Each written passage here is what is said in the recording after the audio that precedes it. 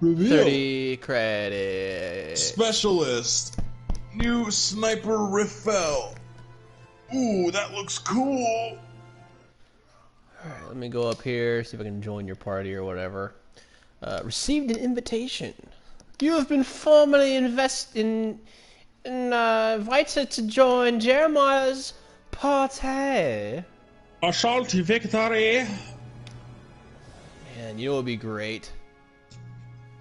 Stop right there. Victory pose. Wouldn't it be website nice quoted. to have Washington on your side? Okay. What are you saying? Please Have you not seen Hamilton yet? No, dude, I'm not gonna watch it. I You don't need to watch care. Hamilton. It's amazing. No. Here's the problem. Hamilton's gonna be one of those friggin' things. That you experience way too late, like Game of Thrones and Spider-Man PS4. I'm gonna enjoy the frick out of Spider-Man PS4, and there's nothing you can do to stop me. My And favorite Game thing of in the Thrones world we'll is that watch you're like. eventually. My favorite thing in the world is you're like, oh, this game comes out in September 2019. Damn, I wish I could just play it then. I wish I didn't have to wait a year, almost 2 years to play this game. Man, Josh, it's not Red like Dead that. Redemption came out. Oh, I will not be playing that ever again. I might get convinced to try Last of Us 2 if it's like free, but I will not play Red Dead ever again. Just kinda, Why? like, over it. So boring, dude. I'm so. How in the world are you not here's the interested thing, in playing here's the thing. a game where you can Here's the ride thing. for 40 minutes before you get to a mission? I don't understand you. Thing. Well, it's like it's not the same reason that I didn't want to play Witcher anymore, but it's a similar reason. It's like when I played Grand Theft Auto 5, which I'm comparing because I think it's one of the greatest games ever made, and I have over 250 hours in it, combined between PlayStation and PC. Because when I play that game and I start the game and I'm like, doing the monotonous things is fun because you get in a car, you punch a dude, you grab a car and you drive this car, and then you pull over, you crash into another car, and you stop and you take that car, and you know, like you're like, oh wait, that car's faster, I'm gonna wreck this dude, and I'm gonna take his car and I'm gonna drive around, and it's fun, and I'm just going to a mission, you know, and then I get in the mission and the mission is fun, and then I end the mission and the cutscene is fun, and and then I get sidetracked. I go play darts, and that's not that much fun. But I get sidetracked, and I go to the gun store, and I get to buy guns. There's like 50,000 guns. I get to color them pink, and I get to look ridiculous. And anyway, but point being, I don't know what I'm doing right now. Specialist, sure, why not? Oh, specialist looks sick. You're right. Nothing like that. What you just said is even possible, or even thinkable, in something like The Witcher. Yeah, well, that's what I mean. It's like when I played Red Dead, right? You know how I lost my save file on Red Dead 1 because I tried to like get an Xbox hard drive off eBay and it was like a junker, and I was like, frick, man. And like it transferred my save file and deleted it off the Xbox because for some reason cut was the only option and not copy. But anyway, so I lost my save file and I was like, holy crap, man. I'm slightly interested in the story, but I already know how it ends, and I know it ends cool, and I just don't care to get there again because it's such a slog.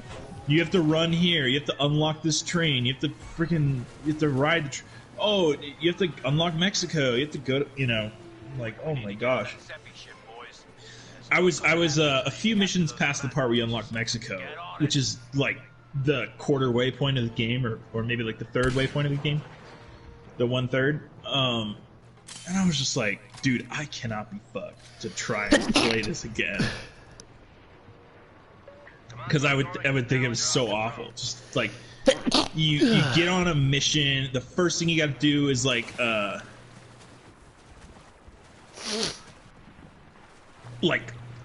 gotta freaking, what do you have to do? You have to herd cattle in the first mission or whatever.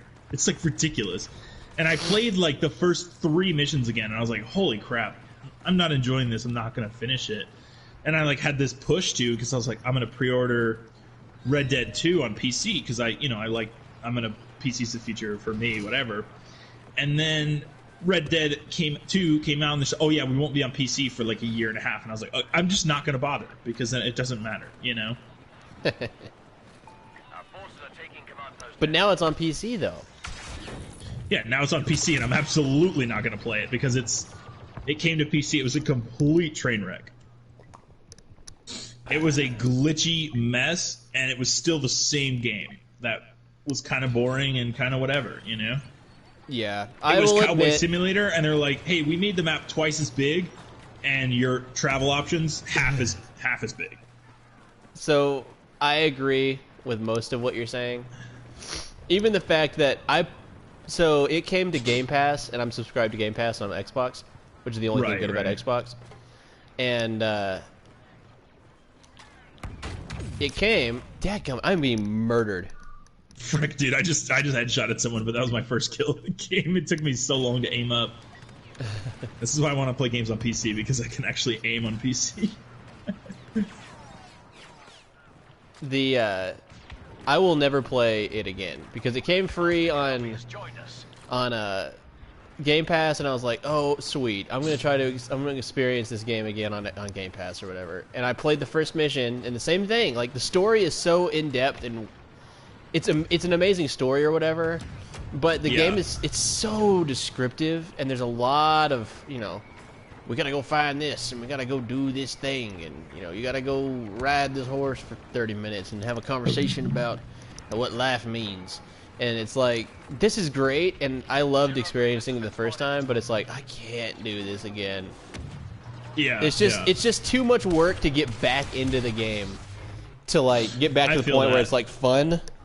Well, and it's like, if you ask me, hey, do you want to replay Uncharted 4? Like, if I have nothing better to do, no new games to play, heck yeah, I want to replay Uncharted 4, or even 1, 2, and 3, because it drops you straight. Oh, I was aiming down the sights. All of a sudden, I get zoomed out, and it's freaking Darth Maul. But like, do I want to play Uncharted again? Yeah, because you drop right into the action. I mean, granted, Uncharted 1 on like hard difficulties is terrible. Well, you know why, right? There's actually a new difficulty that isn't the original difficulty or whatever. Yeah. Because in the new, when they modded it or whatever to or ported it over to PS4 or whatever, it wasn't the same company, so they made it a weird, like, how am I not killing this guy? I don't know, dude.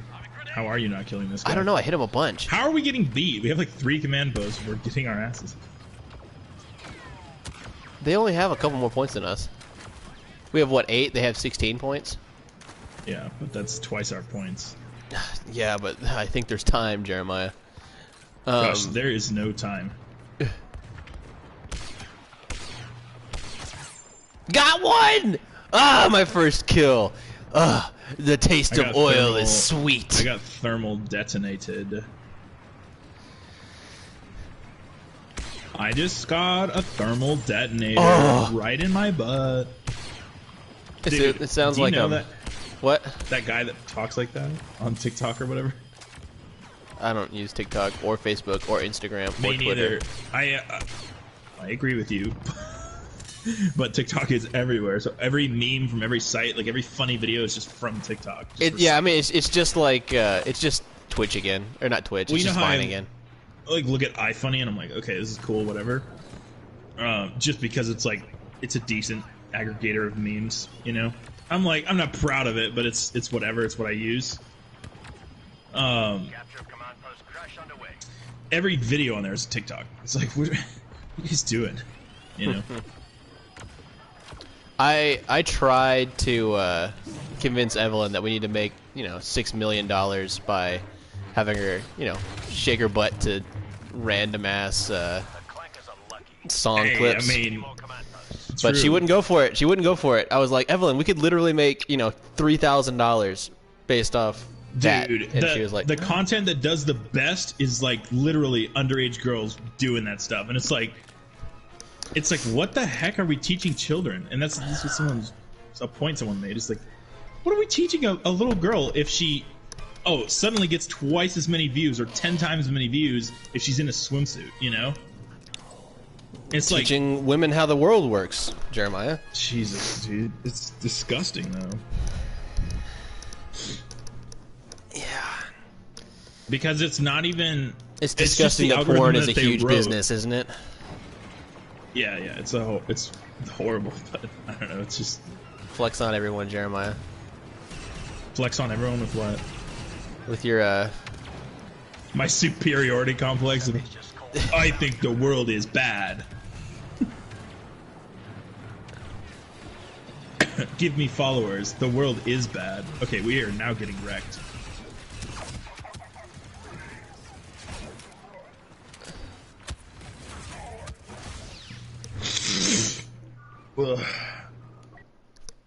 Dang it. I thought I was gonna go somewhere with that, but it's killed immediately. Alright.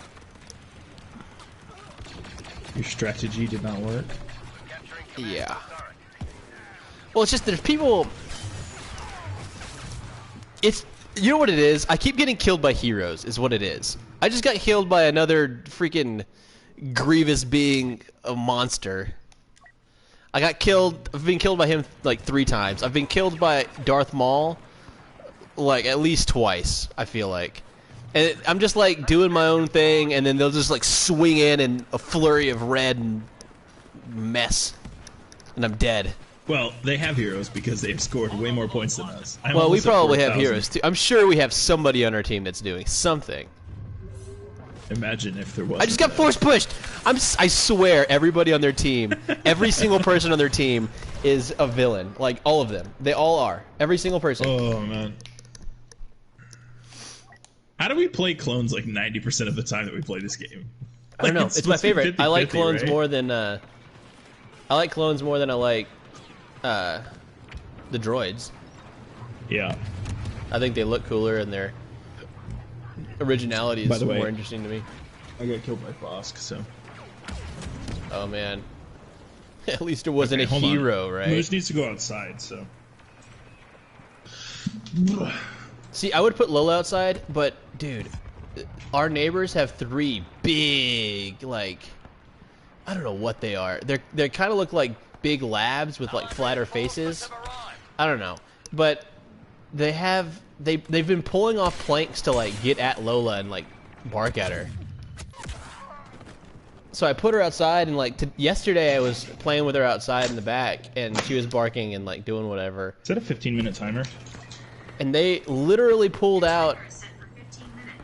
They literally pulled out a plank to like stick their head all the way through. Who did? These dogs on the other side of my fence. Oh yeah. Moose has a couple of little tiny holes in our fence that he's kind of made, but I don't know. He digs like a little bit, but he doesn't like dig like a lot, you know? I mean, Lola doesn't dig, which is good, but yeah, it's just I don't wild. know, dude. The other day, so obviously we started letting the animals on the couch, which is just whatever. But Kitty got a sinus infection and a UTI, you know, so he's been having a rough ass time. Slutty, freaking puss. Kitten, yeah. No, apparently they're very common illnesses in cats, so it's like it's hard to avoid. But anyway, so he's been just peeing everywhere because obviously that's what you do is you try to make it feel better. So he peed on the couch, and we got this urine buster from PetSmart, and we used the urine buster, and then the next night we were leaving Moose out so that because he would just bark the whole night trying to get Kitty's attention or whatever from his room, and we were like, holy crap, I can't deal with it. Holy crap, I'm stuck on the dick rocks, dude. I got a tank. This is so dumb. Anyway, so all of a sudden we're about to go to bed and we just hear this scrape. Moose is like scraping the couch cushions where the urine destroyer was. And I'm just like, are you kidding me, dude? It's freaking dumb freaking dog, man. Why is he trying to dig a hole in our couch? Anyway, so we put him up, and he doesn't bark at night anymore, so that's a good thing at least. We can leave him in his room too. He's just, I don't know. Is his room like the good, utility room or something?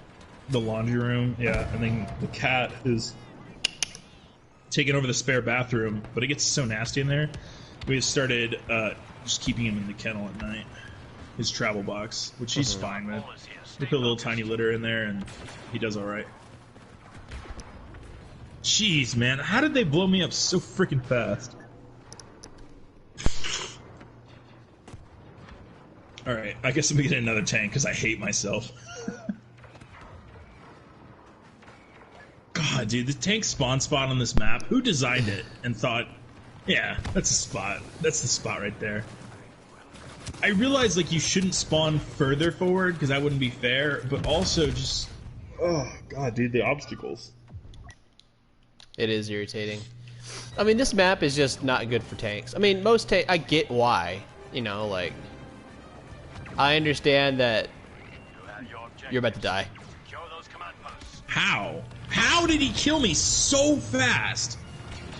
Does he have a purple tank? 1.5 charge shots in there. Recharge Vanguard improves. I don't know.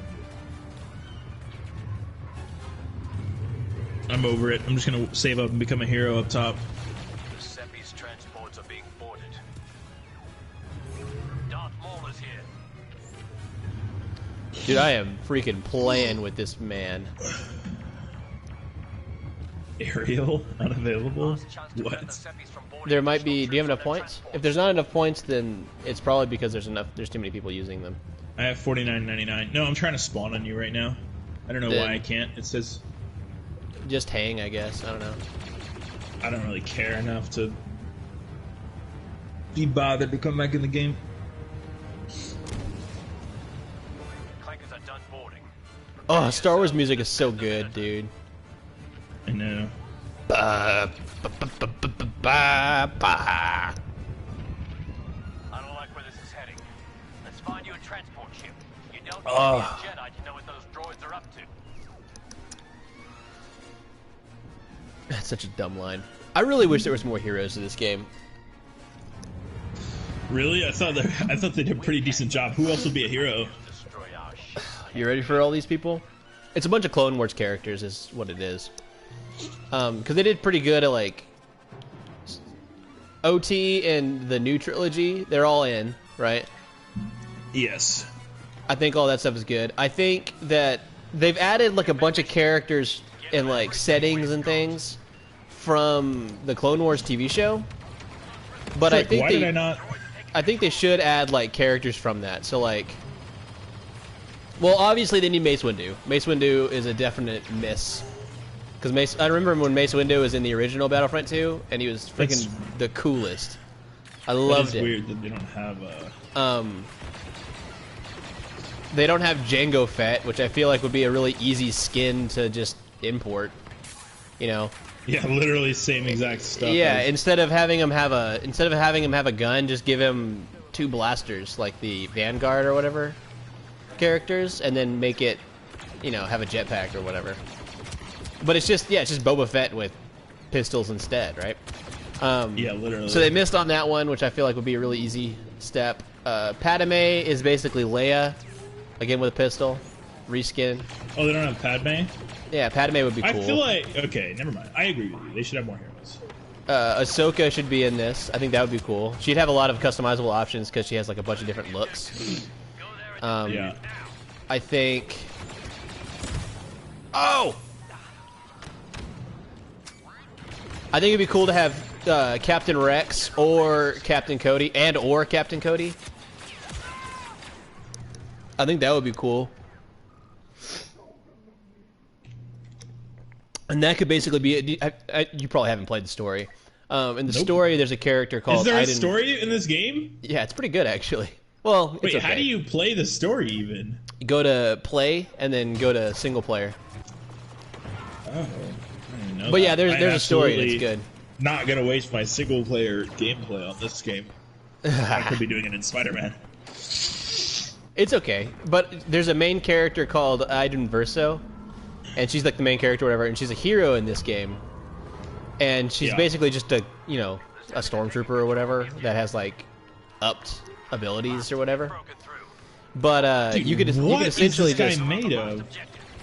You could essentially just reskin like her to be Commander Cody or whatever.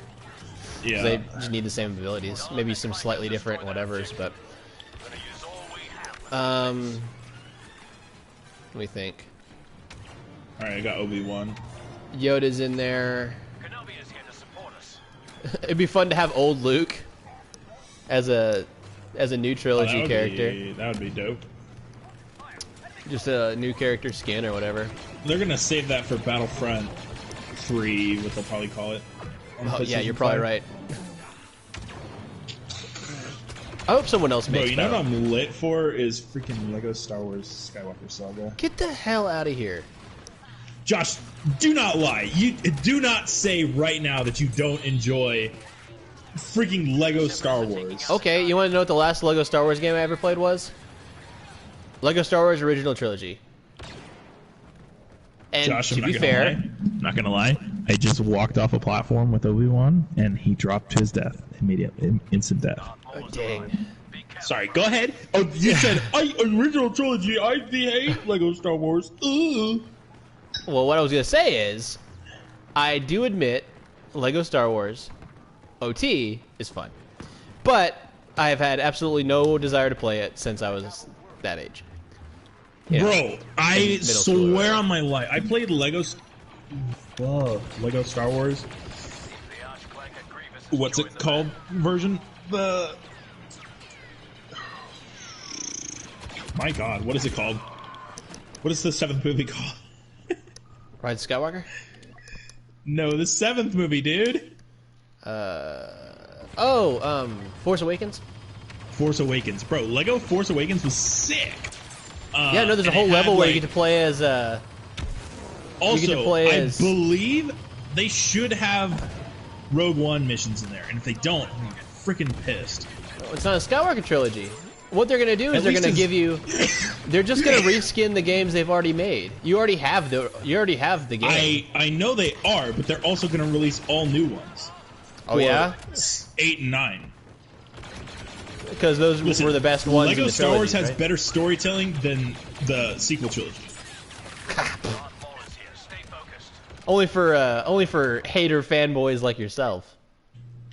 Josh, the sequel trilogy sucks objectively. There's I no will question say, about it. Force Awakens is meh. Last Jedi is phenomenal, and then it all shits itself My God, in the dude. last one. No, Last Jedi is horrible. Last Jedi is everything that Star Wars shouldn't be. What an interesting, twisty mess of It's some non-linear guy storytelling. tearing apart everything about the 7th movie because he thought that's what people would like, which is so stupid. You can't just... I understand that JJ should not have just given everyone a fan service hand job in the 9th movie or whatever, but at least he should have continued the story. Like, who wrote the overarching story for the trilogy? Nobody did. If JJ had a story and he said, hey, this is my story for the trilogy, or at least in his head, one, he should have been consulted when Rian Johnson made the 8th movie to at least stick sort of to it. But there was no idea at all for the 8th and 9th movie, obviously, when the 7th was made. I think Even though what, JJ was like, oh, I know, I have the whole story planned out in my head. Okay, then where was the 8th story? Anything that he had planned was completely ripped apart by the 8th movie, which caused all of the, not all of the flaws, but caused like 60% of the flaws of the 9th movie are because of the 8th. That's only because no one would stick to a thing that they did, which I think is the problem. I think that if you're gonna do the every director has their own vision, you have to play off of the vision that they made instead of playing off of a vision that you had after, you know, making them the But boss you or can't whatever. flip-flop visions. The problem Yeah. is you can't be Rian Johnson making the 8th movie if the 7th movie was already made. If the 8th movie was the first movie that got made of the trilogy, great. Everyone has to work off of that. But it wasn't. It was the second movie that got made. Great movie, terrible Star Wars movie. Whatever. When I watch them back, I hate the 8th movie and the 9th movie. And I somewhat enjoy the 7th. Do you hate episode 1? No, I think it's fine. Okay. It's cringy, but it's fine. making the force a biological gift versus just a No, that's mythical terrible. force. No, cringy. Sorry, I didn't realize that wasn't Star Wars. What? I didn't realize that was or wasn't Star Wars. Let me think of another real dumb thing. I never said it wasn't. How are you defending the 8th movie or the 9th movie by saying I'm simply the first saying and second movie are bad? That I think a lot of Star Wars is stupid, and I think that whenever a new movie comes out, they're going to be like, like in 10 years when they're like, here's another trilogy, they're going to be like, you know what wasn't as bad as this garbage? What the heck? I had the a positive new TV. trilogy. I was 25 and 15. No one will ever say something. Here's my hot take. Dude, our team must have sucked. My hot take is that the new trilogy was actually a lot better than people give it credit for, because that's what happened. They were like, the prequels are the worst. They ruined Star Wars. And then these new ones come out and they're like, actually, those are fine. The new Star Wars is garbage. So the next time another thing comes out, guess what they're going to say, Jeremiah? Okay, but every Star Wars up to this point is fine and amazing and perfect. And the new stuff no one is ever going to say that about the sequel trilogy, because Jeremiah, even the prequel trilogy has concrete storytelling. It has one good movie. It has one good movie. It has a definitive storyline. No. Look. It has a defined storyline. Yes, it goes over way too many people's heads because it's got way too political. Can you explain to me what the first movie is even about? The first movie is about discovering a Jedi who they think can fulfill a prophecy. It is. First of all, they should have focused more on the prophecy. It's about a trade war about whether a planet is or is not going to be allowed in a trade embargo. That's what the movie's about. Yes, it just happens to have Anakin because there's a greater plan in place to take over the galaxy via a trade war by creating conflict. So there's a whole point to it, and it's way too convoluted. Like, it should be simpler. But there's no point to... Listen, tell me, in the 7th movie, how did the First Order come to power? Only using evidence from the 7th movie. Only using evidence from the 7th movie? How did they come to power? Because they come to power because the rebellion was only meant to be the rebellion. They weren't a governing force. When did they say that? Oh, they don't say that. But I mean, how does the story... Oh, I'm sorry. No. Only using evidence from the 7th movie. Okay, then here you go. I'll answer your question with another question. In Episode 4, is it explained that the Empire is in power, or is it pretty much just saying, hey, a long time ago, a big war happened, and they now took over? Hold on, I gotta let my dog inside. Because that's the answer. That's your answer for you.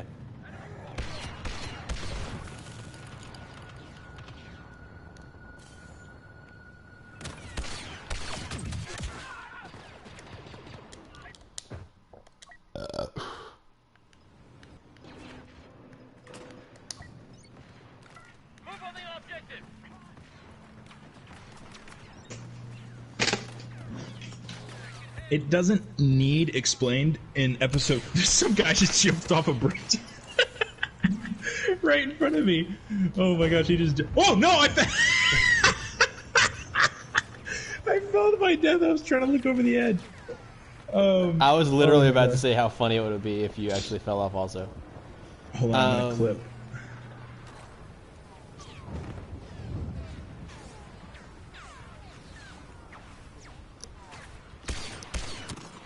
Here's the way I see it.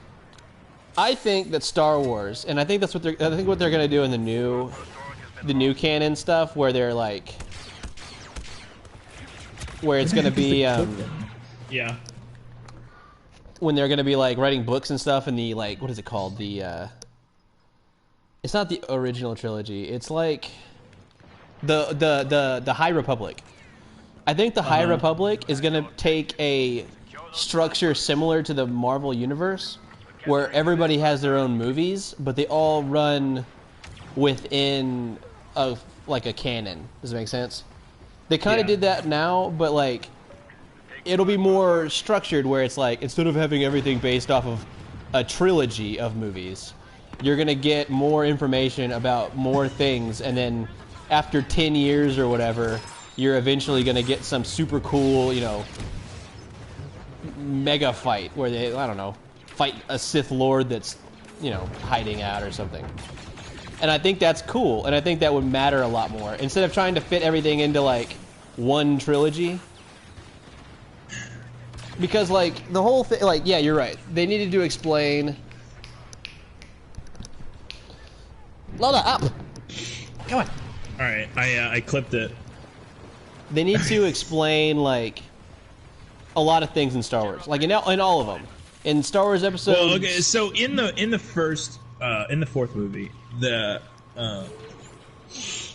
hopefully we get it by me just saying fourth, first, third, because oh no, I got kicked. Following. No, I got kicked.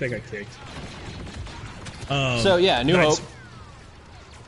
Yeah, no, I just meant I'm not going to use their titles because I'll get totally confused if I do that. So in the fourth movie, they don't need to explain it because there's no Star Wars. This is the Star Wars, and they'll just give it to you, right? So it's like people are trying to escape. There's the Empire. The Empire's big and bad. They created this weapon. Idle too long, yeah. Freaking. All right, hold on. I'm joining back.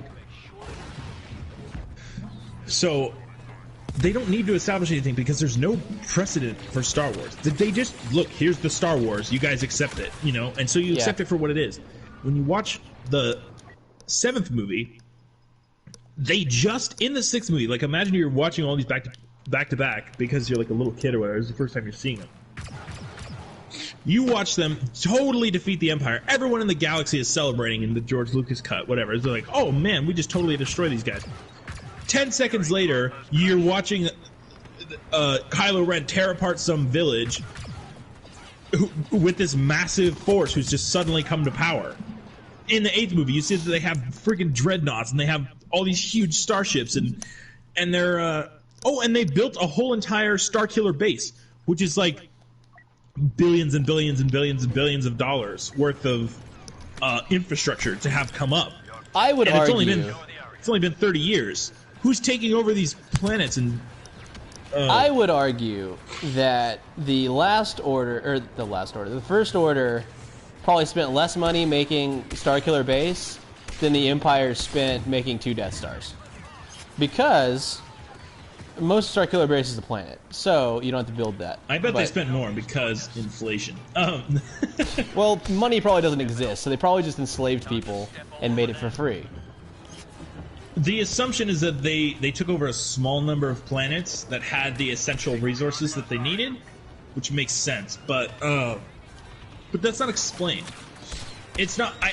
Why were they not conquesting? They're looking for some freaking Jedi artifact or some map to the Resistance base because their whole goal is to take out the Resistance. Why were they not? Like, the first scene should have been a conquesting scene, and then them having like a simple conversation that just says, "This is the third system under our control," or like the fifth or the 12th, you know. So we understand that they're trying to. I don't know why I use such a weird accent for that, but that they're trying to take over star systems. And you go, oh, okay, so this is a new force. They have a small number of star systems, but they're taking them over. And they shouldn't have a super weapon, because that's stupid.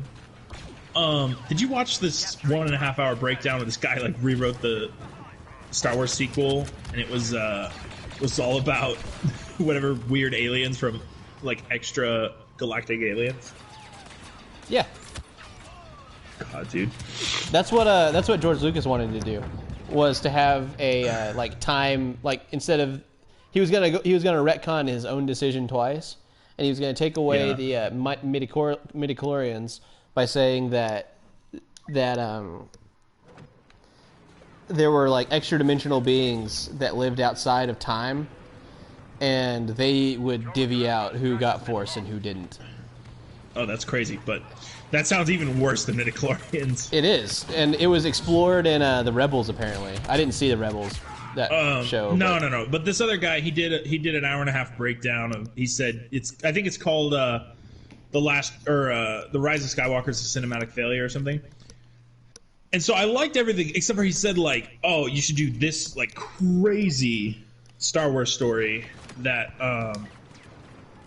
I was like, dude, no, the general public would not take to this at all. The general public doesn't take to anything. You have to make the most safe, like, by the numbers, nothing movie that's boring, so that you can make a movie that people will like. Well, and have it's no not even problems that, with. because I think they could have done a lot more, but they could have explained why the First Order came to power and everything. It's a good watch, but this guy has like an insane concept, because he says there's some lady who's like a Darth something something, and she comes to power. Is it like Darth Talon or something? Frick, dude, I can't remember it. I don't know, because I'm not familiar enough with the canon. But anyway, so she comes to power, and she's been tutoring Kylo Ren. But then this extra dimensional or beings that are from outside of the galaxy that they're familiar with. So people that are Earth. Earthlings. Extragalactic aliens, not Earthlings, but some super species that is just killing everybody, like wiping out planets, right? And so then his idea is that the good guys and the bad guys have to come together to defeat this extragalactic enemy. And I'm like, I don't think that works in Star Wars. no, it doesn't work at all as a Star Wars. I don't think it works at all. And this guy, like, when I watched the video where the guy's like, hey, what if prequels, and he said, you know, focus the story on Obi-Wan and make it all this cool stuff, I was like, that's great. He basically just kind of sprinkled some good storytelling involving mostly Obi-Wan on top of what was already in the prequels, and that's a great idea. This guy, like, rewrite everything, get these friggin' crazy aliens to come and kill everyone in Star Wars, and that makes the bad and the good guys team up, and I'm like, no. That's what I want to do with the story that I'm writing, the one I've been telling you about. I think I'm going to make it like a book format, and then if there's ever an opportunity for us to get Space Force or Space Jump off the ground, then we can turn it into an indie game. But one of the basic storylines is that the main storyline is kind of like a ploy and doesn't actually really matter in the grand scheme of things. And Right. The actual the most important storyline that carries on through the whole like series of however many books I need to wind up writing is the battle between the main two characters. I've told you about it some, right? Darth Maul is here. Stay focused. No, You want to hear a wild fever dream of an amazing storyline that I can debut here on Saturday with the boys hold up. for the world to see? There's no freaking tissues in this room because they don't make the tissues that we like anymore. Oh, Jeremiah, in the middle of a pandemic, and he's not able to have his tissues. It's the special tissues that are really good. Getting support from Master Kenobi. They don't make them right now. Oh, It's cool stuff. I have to buy a box off Amazon. God dang It's like $90 million. Are you dying? I was being a clone commando, and I got run up on by a droid Eka, and they I tried to punch him because if you get close enough you can punch them through their shields, but it didn't kill him all the way, and it killed me. We're gonna make it this easy for them. Might as well invite them to come.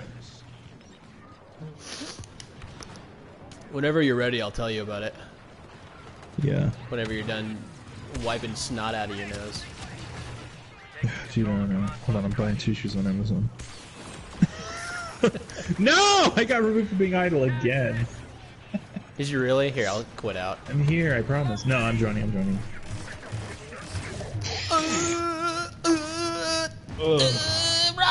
Roll! I'm getting chased by a... No! I was getting chased by General Grievous, and I was dodging all of his attacks by rolling. Oh! And then I was about to jump off a platform onto another one lower, and then he slashed me in the back and killed me.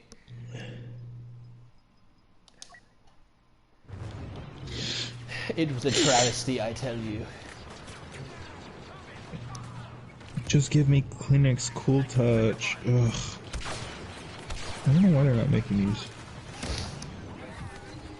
right now. Oh, I'm telling you why. Kleenexes are like, we need to start making things that are helping people survive instead of, you know, they start making toilet paper or what? men's. Okay, sorry. I can't find her. Oh, there we go. I'm joining now.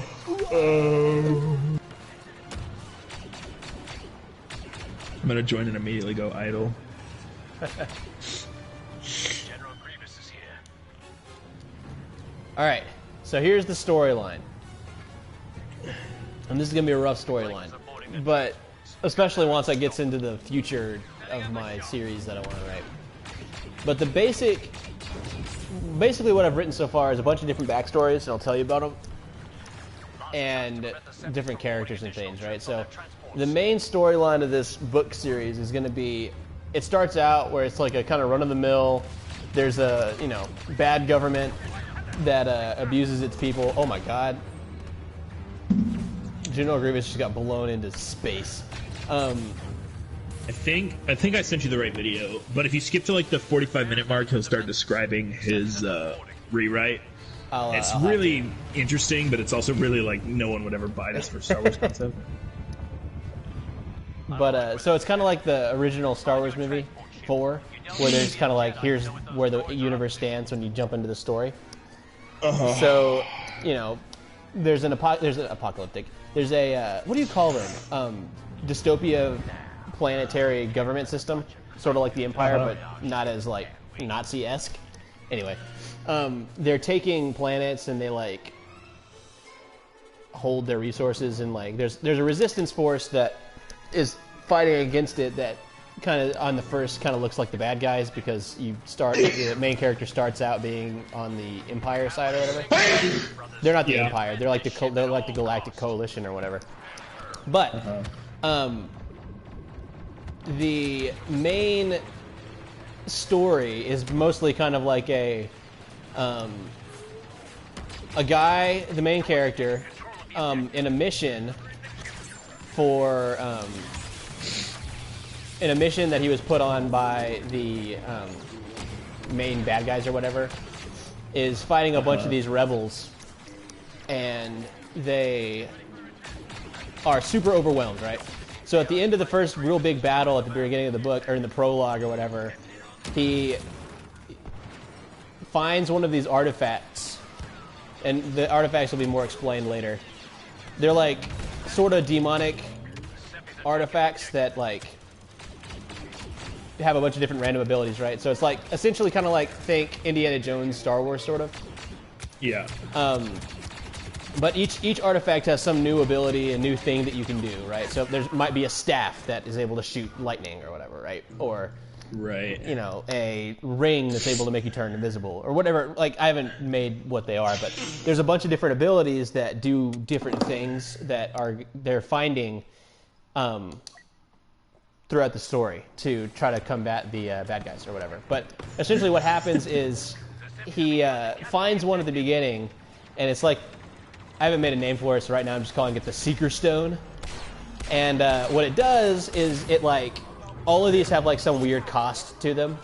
So one of them, like this one, is one of the more powerful artifacts because it allows you to see in dreams the locations of other artifacts.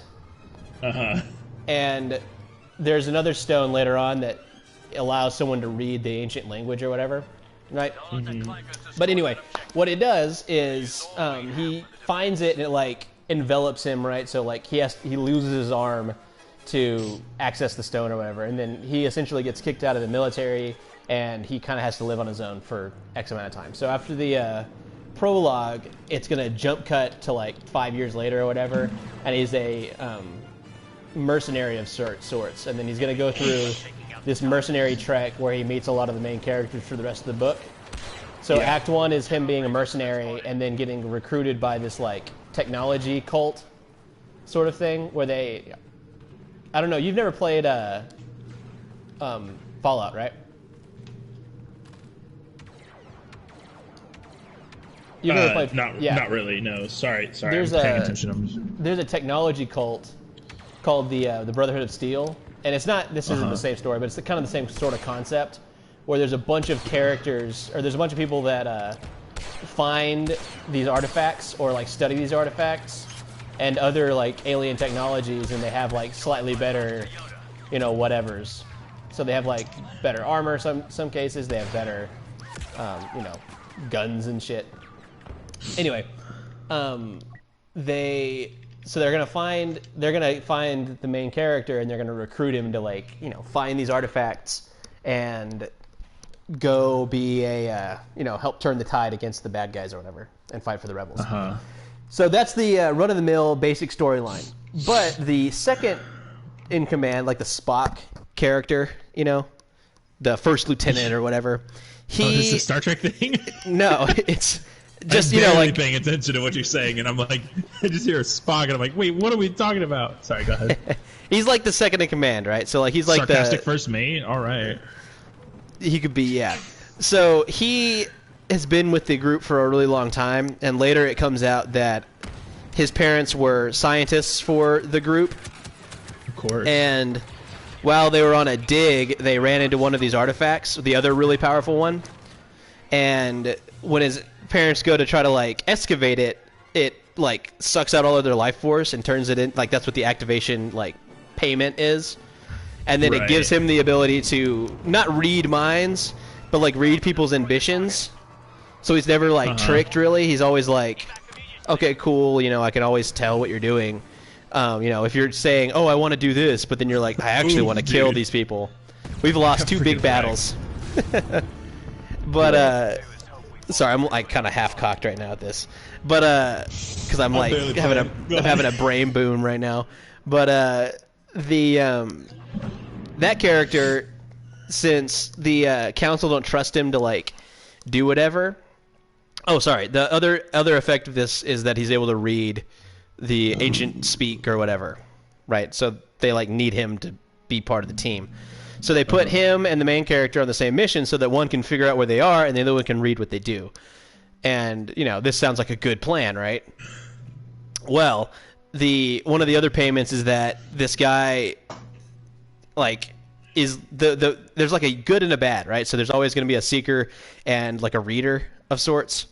And the seer and the reader gets the ability to like be the chosen one to open this like rift, and because he's getting to read all of the effects of what it is and how they get put together to do a bigger purpose or whatever, right? So he's trying to do that, but he also is able to like manipulate people and do whatever. So for most of the book, you know, Act 1, 2, or whatever, and most of Act 3, he's like a really normal, really fun guy to be around, like really charismatic, you know, really awesome. He's, you know, a really important character to the story, so he's always on main missions and things. And it turns out later, and it's also sort of foreshadowed throughout, that he is trying to become this like legendary figure, which I'll explain in a minute. But at the very end of the book, the first book or whatever, he's going to betray everybody, and because he's telling them only certain parts of what each thing does, right? So he doesn't tell them the costs of what it is or what these things can be used for, right? So he's just like, this is a staff that's able to raise people from the dead or whatever, right? Or this is a shield that's able to block anything that incomes and absorb it, right? Or whatever it happens to be. I'm not saying that's what they do, but like just whatever it happens to be. And but he's not saying like, if you put this and this piece together, then this will be the outcome of that larger weapon, right? And at the end of the first book, he's going to put them all together and open a rift to like a hellish dimension or whatever. Josh, I'm not gonna lie, I have no clue what you're talking about. Okay, cool. You can listen to it back. But essentially, that's what the first book is going to end off on. I just have a critique for you. I'm not going to listen to this back. So when we start working at Space Jam, bro, you have the most incredible gift for storytelling. We are going to have to demystify, like, work on simplification. Jeez, man, I just got freaking hit by fire. Man, imagine a world in which George Lucas's best friend was like, dude, I don't get anything of what you're saying. Can we please just instead make another movie with Arnold Schwarzenegger and him lifting heavy things? Please. No. Here's what I want you to do. I want you to when we go to write a game, I want you to fit the entire plot on a post-it note. Okay. Now, I don't want you to write tiny, front, back, super, ultra, but so I don't care. Like, obviously, I'm happy to publish as many books as you want. Right? You're gonna With, publish them, extra, huh? Extra canon. Yeah, dude. I'm the freaking CEO. What do you want me to do? I haven't seen With no extra checks. canon. When you're like, hey, look, I'm gonna sign your checks one day. You're only gonna have checks because of my brain right here. Exactly. But what I'll do, what we have to do is make something that is palatable to the general public. It's not just like, oh, he's in a dream sequence and he's buying artifacts with his dreams. But we need like one concept for what? Well, that's what the first gameplay game is going to and- be entered into, is because most of this. I'm saying like the last like 2 missions of the game, right, would be Yeah. the betrayal and the reveal. So that would be like, I'm thinking whoa. our first game will be a basic ass. Oh no, I'm like, I'm RPG I'm or 100% sure that that's what we're going to do. That's fine. I think we should do something with great writing that is literally made in RPG Maker because it's easier. If someone wants to give me an idea, like what we want to do and some bullet points, I can formulate any sort of story you want me to do for it, and it doesn't have Man, to I'm be wild. psyched. Oh shoot, I forgot the clones are bad guys. But I'll tell you that this idea that I have for this future game, which I'm already writing on it, so it'll be is this Defiance or is this something else? it's something else. Because here's the game path. You ready? The game path was, let's make a Star Wars game whenever EA loses the license, right? So I was like, okay, cool. How cool would it be if we played a game where you are a rebel agent that is infiltrating the Empire, and you have to make decisions similar to Splinter Cell Double Agent, where you have to do good things and bad things to even out what people think of you and, do whatever, right? Oh, holy crap. I forgot how good and fleshed out our concepts were for that game.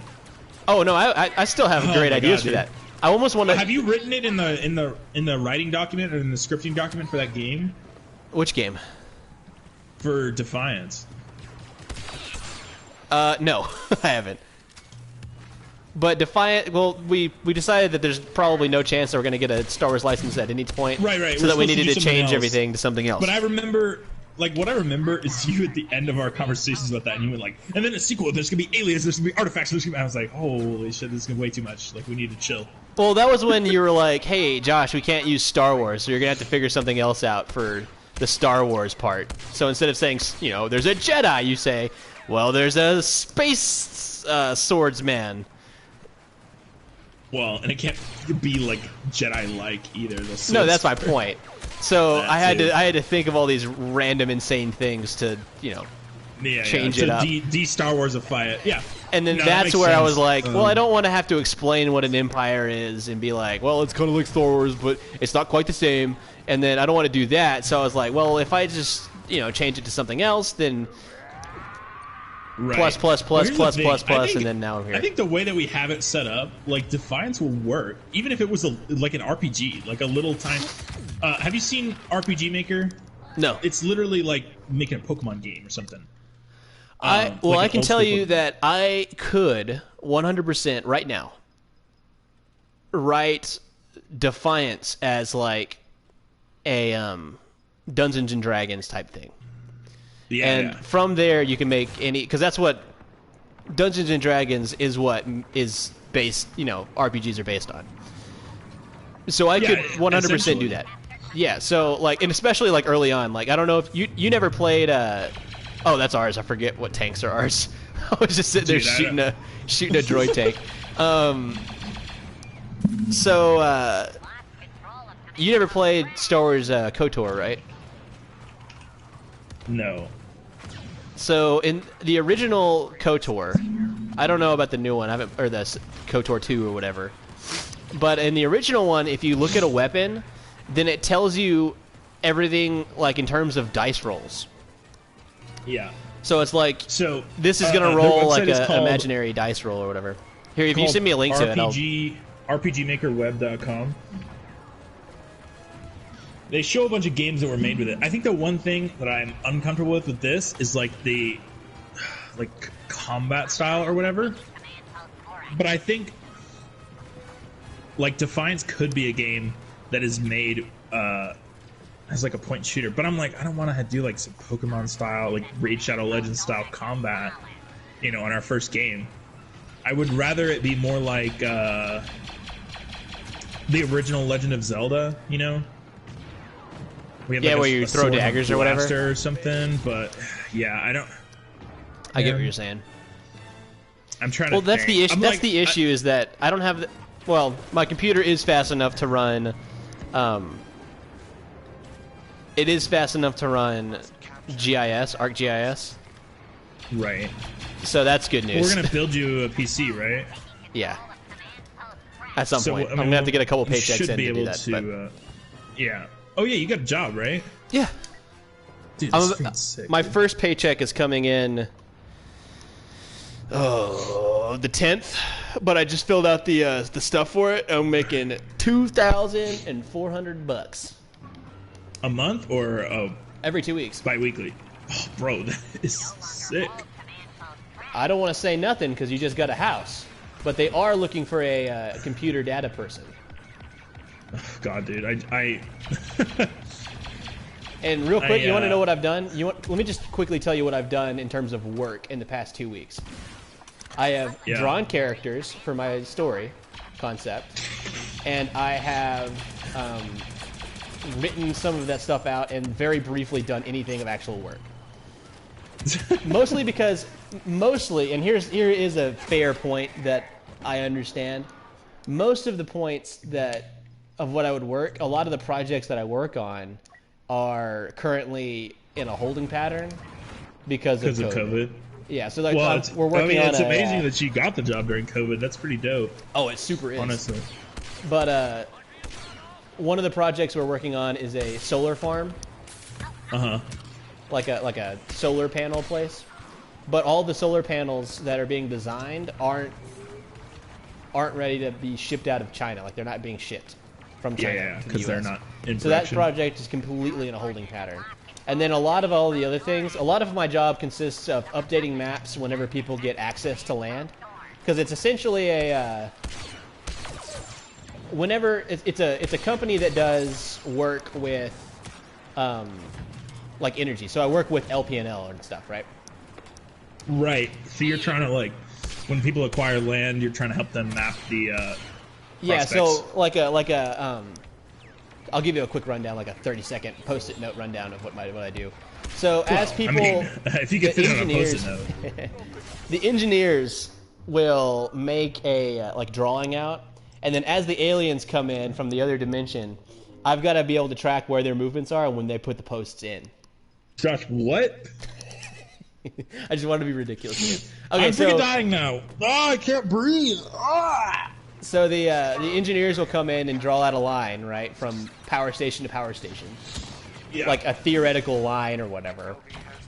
And then when they do that, we make like an easement line or whatever, which is like the room they need to work to actually put the poles in. And then people have to go to those people and say, "Hey, we're building this. We need to buy some of this land from you," right? Yeah. And most people are like, "Hell yes! I don't use this land. I will love to sell it to you for $7,000." And they'll be like, "Cool, here's a $7,000 check." And they're like, "Cool, whatever. I won't farm there. I won't do anything, whatever." Some people will be like, "I think it's worth more. Could you bring a surveyor out and do whatever?" And we're like, "Okay, cool." And then that person will come out, and then that'll be our offer, right? The max offer. Yeah. So we'll do a couple offers, and then we'll give them like a max final offer. And if they take it, then that's great. But if they don't take it, then we have to send them to court, and the court decides, like a judge decides, if something fair was made, and if it was, then they have to give it to us, and they have to take the deal. And if it's not, then we have to move on. Because we're the government, and we're allowed to do stuff. You're not allowed to seize land. That's illegal for sure. But if like we aren't allowed, it's like a temporary. It's essentially what it is. Jeez, dude, I'm single-handedly busting up this tank. Yeah. Oh, yeah. So essentially what it is we only need to buy, 300 feet of your land across the northern border. And For you can have the rest projects, of it. Yeah, or we'll like pay you pipeline or whatever. Shit ton. Yeah, like energy lines, right? Because the city needs energy, and it needs more energy in a specific spot. So we need to, commandeer 0.1% of your land. And people are like, most people are like, yes, we'd love to. And like a lot of places are like companies, and they're like, yeah, you can run a line out in front of our house or whatever. But then there's some people that are anti-government, anti-establishment or whatever, that will essentially get so angry that that they don't want a line to be made, that they will like threaten the agents that come out to talk to them about it with like shotguns and things. So when that happens, we update the map to say like, hey, do not go on this land, please, or you will be shot. But so I mean, there are occasions where their land is worth more money than we thought it was worth, so we would just move the land. But most of the land the engineers find are not farming land, and it's not being used. So the way they draw it out is essentially like that. So they avoid people that really need to use the land, and they basically talk to people that aren't using the land in the first place. So anyway, so as those different statuses come in, we update the maps that update everyone else on what's happening. So like every day I'll come in and there'll be like 6 new changes. 6 places went from signed to access granted, right? So I'll go in and I'll update the maps on all of them, saying all these places are now capable of being worked on. So that's my job, right?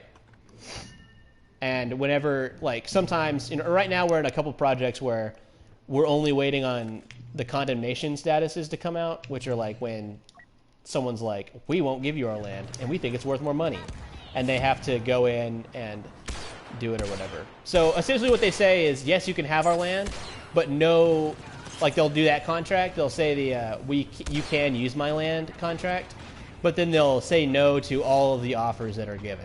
Does it make sense? That's when they go to court. Yeah. So it's like, you've already given us permission, you've already signed this contract, so you have to take the deal at some point. And if you don't think that your land is worth anything, or you think your land is worth a whole lot of money, then, we're going to sue you, essentially. And no, I agree, it sounds shitty or whatever, but... No, it's cool. Otherwise, no energy happens. But, so that's like the whole big deal of what I do. But right now they're looking for a computer science person, so... Hint, look. Work from home. Well, we're not going to move back to Lubbock. Work from home. I like my job, though. They're probably not I thought you said you hate your job. They're not going to pay me more than I make at my current job. Give them a call, see what they do. I like the idea of my job more than... What about if you didn't have to do anything? And you could just work on... I just saw a guy get smashed with a rocket running through this, like, thing over here. What if you didn't have to do any work? In charge of a project, and we have, like, 3 positions that we need filled in our technology department now. So it's like... They kind of need people to hang around.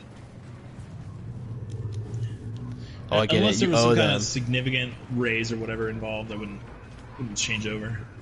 There might be. Well, I'm hoping that Space Jump Games, a new up-and-coming gaming company, can toss me some cash. I've heard they've got problems with crunch. I don't know if that's good. Crunch? I've heard that their CEO is very hindrant on groundbreaking ideas. I just read that was a leak. I've heard that their CEO is very reasonable and thinks that the general public should be accepting of their game. I think from what I've heard is that their CEO doesn't like the idea and has racial aggressions toward interdimensional beings and creatures from hell. And I think that needs to change before I support anything like that. Hashtag free the hell demons. Oh my gosh. Hashtag let Josh eat. I mean, look, we have to become famous where people are like, holy crap, I would play any game that Space Jump produces. You want to know how you become famous? You release a game like Halo, which is groundbreaking and insane. Halo seems like an insane concept, but at the very bottom level, it is standard. It is a standard FPS. But do you know what it did? I'm talking about Halo 1. Halo 1 was like the first ever thought of to be anything similar to that. 3D game you can play with 6 of your friends. That's insane, Josh. There's no way we can pretend that. No one will even play it. Josh. Oh man, I just killed Stole super hard. I have to poop so bad. Yeah, I feel that. I'm probably gonna call it here in a minute. I'm like, we've been playing since 7. I'm like, chill. You've been playing since 7. 8. No, I'm gonna play. I'll play. I'll keep streaming. I'll stream a little bit of Ghost of Tsushima if you want to watch. I'll watch it because I could just play some Minecraft or whatever while I watch. I'm gonna be doing. I don't have a camera set up or anything, but I am doing the 100 push-ups, or I'm doing 25. All right. I'm not gonna be insane because I die a lot. I heard that the story is like fantastic. It's okay. So far, it's pretty normal. I'll tell you what so far has happened. First mission, the Mongols show up. Spoilers! What the? Number one thing that happens is they show up, and you with like I think the number that they like number drop on you is it's like 80 samurai that live on this island, like full-fledged samurai, not including like the other like wards and whatever that also fight, but it's like 80 samurai versus like 600 or something plus Mongols. Yeah. And the Mongols don't fight by any code or whatever. They're just like, you know, insane raiders or whatever, right? They're essentially like, you know, Asian Vikings or whatever there, right? And so the first battle you fight them like a samurai would fight them, and pretty much all the samurais get killed. And you don't get killed, but you're trying to free the island by whatever. So right now he's struggling with dropping the quote honor to fight them in a way that will be able to be more beneficial for a one-man fight, right? And it's really cool because it keeps flashing back to his childhood and how his uncle taught him how a samurai acts, and him having to struggle with that as a future man, not a future man, but you know what I mean, like a the like current version. He has of to him. go against his moral code. Ideals. Yeah, because his moral code is like, you know, every enemy that you fight, you have to fight them head on, and you know, if you're a better man, then you're the winner, and it's like an honor system thing, right? Where they're just like, we'll just attack you with 17 people and kill you with fire and slice you in the spine or whatever. Oh, I just murdered Sorry, I forgot that I have sword. to keep the PS4 on the screen to hear you. Because my setup is so convoluted. But sorry, yeah, go ahead. But he like meets a like a thief type woman that's poor, and she is all about sneaking and not facing people head on. And he's like, I can't break this code or whatever. And she's like, eventually she convinces him within the first like 10 minutes or whatever, or the first like hour or so of the game, that he has to do this in order to, you know, free the island and save his people. So he's the whole time he struggles with like, you know, is it okay for me to kill people from the shadows, like an assassin or whatever, to do whatever. But I mean, it's super cool. The combat it's not as hard as it's similar to what I would say like a Jedi Fallen Order in terms of difficulty than like Sekiro. Sekiro is way harder in terms of like timings and things like that. Right. So but you also don't have a lot of health. So if you do get caught by like 4 dudes and you get hit 3 times, you're dead. Right? Mm-hmm. But it's a good game. It is less punishing in terms of like finding health or whatever. So as you do cool things, you get abilities to heal, kind of like Spider-Man. Yeah. And as that happens, you get more and more of them or whatever. Instead of like in a Sekiro, it's like here's 3 health kits that you get for the first 6 hours of the game. So use them wisely. You know. Also, this game tells you like what you do and don't need to do, which is something that Sekiro does not do. Sekiro doesn't give a flying flip if you know how to play it or not. LOL. It's just like, oh, you haven't read the 7 pages on what a Elder Ember is? Well, I guess you won't be able to beat the final boss because you didn't collect 70 of them. Sorry for that, bud. Go ahead and restart it. which leads me back to my crazy idea. What if there was 70 people that had the ability to time travel and would time travel back to the past and stop... I'm just kidding. So randomly throughout the game, velociraptors will all fly time out. travel, 100% time travel. Actually, you know what would be an amazing game? You know that episode of Rick and Morty where they have that crystal? Yeah, shows you when you're he gonna sees. die? Yeah. Oh, bro, that makes such a good game. Just that one concept.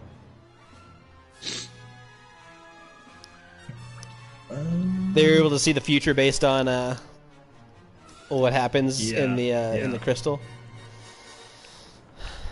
I'm trying to think. I feel like there is a game that's like that. I'm trying to remember what it is. There's a game. Okay, so here's an old game I played on 360. It's called like Singularity or something. But essentially what it is you're able to go back and forth through time at any point in the game. Like within a certain amount of time, right? So like the current time is like there's been like a rift opened on this like Russian, scientist place, and there's like monsters and stuff. But you can go back in time and fight just like Soviets, right? So every mission is set up in the world based on that aspect, and as you go through the game, like maybe a door is broken, and you go into the future and you have to fight monsters or deal with monsters, but that wall has been broken or whatever, right? So you got to play this whole game that way, where you go back and forth through two different time periods or whatever to figure out information, or maybe you'll hack a computer in the past to use a code in the future on a door that does something. But it's another one of those wild concepts that's like just insane and amazing. Yeah, I'm thinking as well. What if you just had like time windows? This is like I'm getting crazier here with the concept. Great. But, I know, I love it, right? So like you have a hack for a computer, but it's already been patched. But you open up a time window of like 2 weeks ago, and you can like hack the computer 2 weeks ago to get the info you need. Yeah, that's essentially what I'm saying about this game. Yeah, I think it's not 2 weeks. But... well, not like 2 weeks or something, but like imagine like someone. I'm getting like psycho now. Like someone is like hurt, and you open up a time window on an ambulance or something, and you get like future technology, and you heal them with it. Sure. This would need to be pared down and limited, but obviously. Well, I just think it would be cool to like. Here's your pared down window. Anything you see in the world, you can revert it back to, before the pandemic or whatever happened, and you can use whatever's in there, right? So you could do like. Same story. Someone gets shot. You need to heal them. You can open a time window to where, like, an ambulance becomes a thing you can, survive, or like you can go back to time, right? So like maybe you run into the doors and there's a woman having a heart attack and there's people trying to help and they're just like, what the hell? And you can just like take whatever, right? Yeah. And then you leave that, and then it reverts back to them being wherever that was. But you can also make it to where, and this is where the cool, weird, do I want to do this concept comes in, where you can read different things where, like in the future, the more you do that to people and take things from people, the more people die from random decisions, right? So like you jump back in time and get a health kit from an ambulance. Now that ambulance does not have a health kit in the past, and that person is dead. The person that was being saved. So if you go back into the future, you can like read a note or whatever, or like a log or whatever that says, on this specific day, something wild happened and no one believed us, but someone came back in time and took this health kit out of the, thing. Or... Hold on 1 second. Keep talking. And then that could eventually become more of like an important thing in the storyline or whatever. Okay, try again. Are you recording it? Oh, are you talking? I can't hear you. Yeah, I'm talking right now. Okay, I can hear you again. Oh yeah, I should just do that. Yoda just killed himself. Oh, I'm not even playing a Lego kid. Alright. Are you calling it? Yeah, I'm calling it for this game, but I'll probably keep streaming. Okay, I'm gonna. Well, I might watch your stream. I'll keep going. Well, I can watch your stream, and I can also play a game that's different on my stream and talk to you still. I'm down. All right. I'm gonna go to the bathroom. I'm gonna have to pee. Yeah. I'm gonna end this stream right here, and then I'll restart streaming in a minute. Let me figure out how to get PlayStation audio without PlayStation. Okay, just turn off your screen or whatever. Oh no, you can't do that. What am I saying? You can just call me on You can just. On Discord, but I wanna figure this out because. All right, stop talking for a second. All right, I'm ending the stream. Thanks for watching. Whatever. No one's watching. If you do watch, subscribe or whatever. Bye.